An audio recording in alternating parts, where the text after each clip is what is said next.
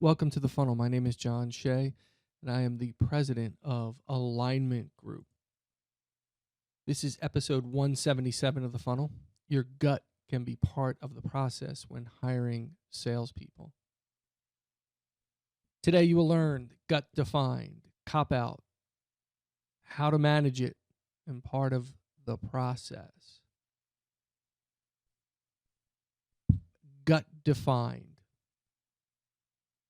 So I wanted to tackle this subject matter because I felt it was sort of an interesting topic, and I hear a lot about gut when I'm talking to sales managers and business owners about hiring people, and I think some of this stuff is a little misleading. So I just want to kind of put it in perspective. I'm not going to give you the Psychology Today version of what it means.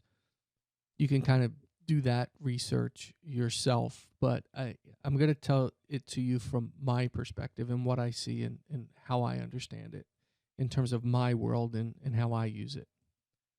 So let's talk for a second about what it is, what gut is. It's really an intuition.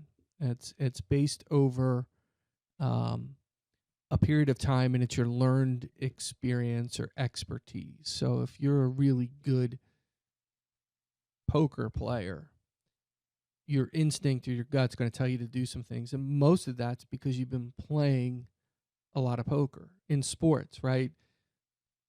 Professional athletes are out there on the court or on the football field or tennis or wherever it is. And there's a lot of practice and a lot of physical preparation, a lot of mental preparation. But when they're out there in the moment, they're relying on those instincts because it's a learned behavior.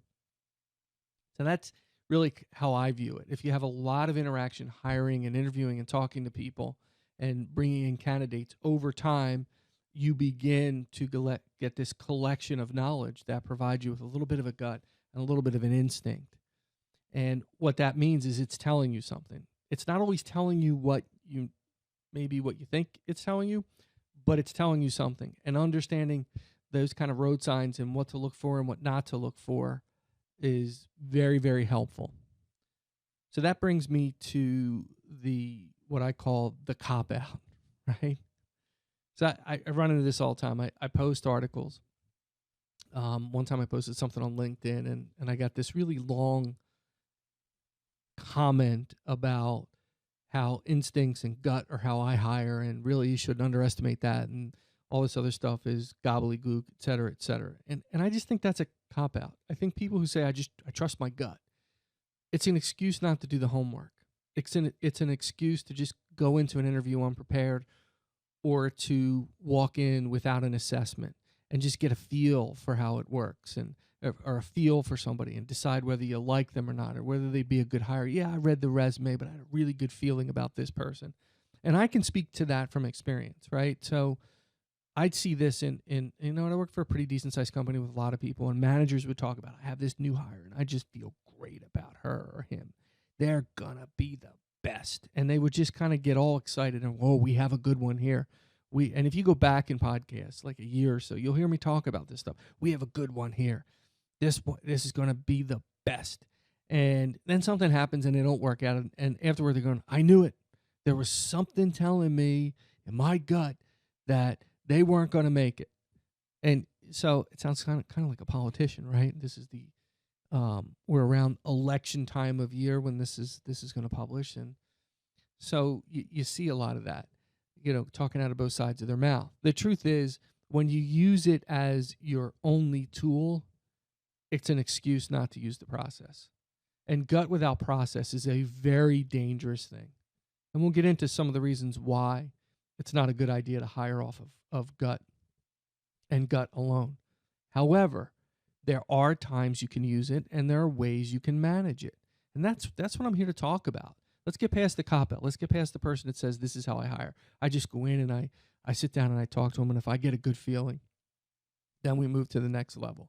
Okay, well, you're not verifying anything, and you have no process, and good for you, and good luck on that. I think you really should kind of manage it. Learn about how it's working for you and understand yourself. It really does start with a deep understanding of yourself and how you react to things and don't react to things. And what it means when you have those feelings. So let's talk about recognizing what it is, okay? A positive gut feeling is something, right, that you feel, oh, I really like this person. And you're saying, oh, I have a positive gut feeling on this. Well, you need to understand what that is. Why do I have a positive gut feeling? We've all met people who look like one of our friends, right? Or maybe they look like somebody we don't like and we have a negative gut feeling. Am I feeling this because they kind of look like somebody I don't like? Or am I feeling this because they remind me of my uncle, or they remind me of a friend of mine, and I have a positive experience with that friend, so my gut is telling me one thing. It could be very superficial. So you need to understand yourself and why you're feeling what you're feeling. Recognize it for what it is, and then power through it. Okay, I need to understand this. Gut's not going to help you sniff out the truth or a lie. So that's where the process comes in, right? That's where you ask the questions in the interview. You go through the resume. You question gaps. You need proof sources on the success they're telling you about that they've put in writing right here. Prove to me that you've been successful. Tell me how you did that. Layer your questions, et cetera, et cetera. Gut's not going to help you sniff those things out. It's an emotional response to something or a learned response. So you need to power through that and understand that I need to do a little more work. I need to understand what I'm feeling right now. Am I feeling this positive because it's something superficial, or I'm feeling this positive because they're just a really nice person and they're hitting everything I'm asking them and they're responding in the right way. They're showing me the proof. They're validating all of that data that I have in front of me. And my gut is matching the evidence. This is where it gets in trouble. The evidence doesn't match the gut. And you say to yourself, well, I had to trust my gut feeling. I just have a feeling about this person. But do you understand why you have that feeling? Because if your gut doesn't match the evidence, you need to run. You need to run because there's something else at play here. So this requires a little bit of self-understanding and introspection where you look at yourself and say, okay, why do I go through it this way? Yes, I need a hiring process, sales hiring process. I need to consistently look for new candidates and recruit. I need to use a sales assessment like the one we use for Objective Management Group. I need to understand their skill sets, their sales DNA. Do they have the will to sell? The next thing I need to do is I need to look at the resume and validate the resume. And then when I meet them and I'm getting this gut feeling, I have all this data, this evidence. And if the gut's matching the evidence, that's really good, right? So you're having this good feeling because they're hitting all the marks. If it doesn't match, red flag for you. Something's not right. Something's not working the way it should work. So the gut can be a very powerful thing. It can be a cop-out or a tool. It depends on how you see it, how you power through it.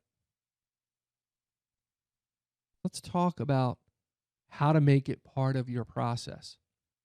And I'm going to tell you, as I've become more experienced in hiring people, I got better at it. I hired off gut in the beginning. True story.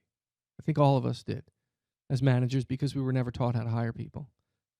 It's one of those assumed things. Even entrepreneurs aren't taught how to hire salespeople. It's just assumed they know how to do that. It's kind of strange. I don't buy it. So I hired off gut, and I made a lot of mistakes. And then as I got better, I learned how to use it.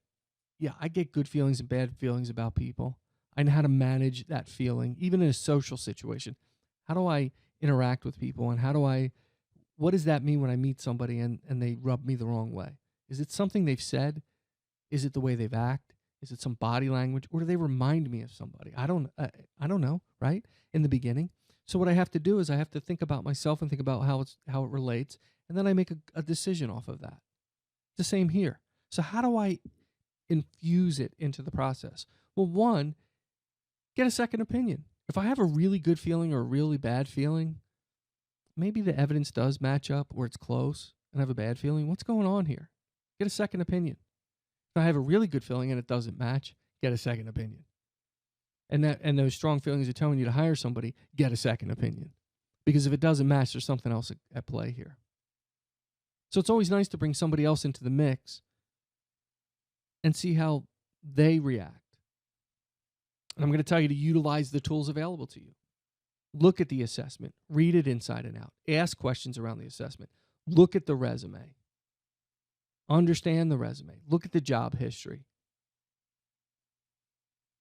I have all of these tools in front of me, and I have my own personality and my own gut feeling. Wow, this is great. I have the tools, and I have my own ability through my learned experience of hiring so many people in my career that I can make a good decision based on the two. I can make it part of the process, but it can't stand alone. And I'll tell you where it really comes into play for you is when you have a tough decision between two candidates. They're equal. They're equal in skill set. They're equal in ability. They're equal in every way. Now what do? You have a tough decision to make. Maybe your gut's pulling you in one direction. I'd say when it's equal like that, go with your gut. Go with your gut. There's something there that's telling you, hey, I should go with this person. I've had it happen 100 times. Two very good candidates right in front of me. Great position to be in. Go through the whole process. Everything's working great. But I can't decide on which candidate works for me. It's a tough decision. I go with my gut. That's making it part of the process. Getting a second opinion. Utilizing all of the tools available to you and benchmarking against what your gut is telling you. Just remember, it is an emotional response. And it's based on how you're feeling. So your number one role in this is to identify why you're feeling the feelings you are feeling. Wow, that's a tongue twister. But you understand what I'm talking about. Why you feel the way you do. What's happening here? So I'm going to summarize this by saying, don't be fooled by those folks that say they trust their gut and it works for them every time, because they're lying. It doesn't work that way. Don't be fooled by the manager or an entrepreneur that tells you that's the best way to hire. Again, they're lying. It's horrible. Listen to people that tell you they use it as part of their process. They validate their feelings. They understand where they're coming from. And in certain cases where a tough decision needs to be made, they make the decision. Now I'm talking about gut strictly in a candidate sense. Obviously, there's many times in your life you're going to be using your gut. And this is a really good benchmark to help you manage it. Help you get better at it even in your personal life. So for listeners of episode 177, go to alignment-group.com/the-funnel and click on episode 177 at the bottom of the page. If you click on that link at the bottom of the page, it says live coaching call. You can sign up for a live coaching call. I've done a few so far and I've had a lot of fun with it. I've gotten a lot out of it, and the people that I've worked with have gotten a lot out of it. And at some point here, we'll publish some podcasts with some live coaching calls. It's fun and exciting. You just give me your basic information. We jump on a go-to-meeting, and we talk about your situation, your hiring situation, whatever it is. I don't care if you're in the middle of hiring somebody. You want to talk about resume. We'll do that. We'll do a screen share. Show me the resume. Whatever it is that you need, I'll help you. I can evaluate your process. It's been a ton of fun. I've gone through some pretty cool stuff. Don't forget to subscribe to The Funnel, alignment-group.com/the-funnel. You can subscribe there. Of course, we're on iTunes, Stitcher, TuneIn Radio, and any other podcast website you can think of. You can find me or my company, Alignment Group, on Facebook. At Shay John R is my Twitter. I'm on LinkedIn and Google+. Contact me, Shay at alignment-group.com, or stop by the website, alignment-group.com. And until next time, keep filling the funnel.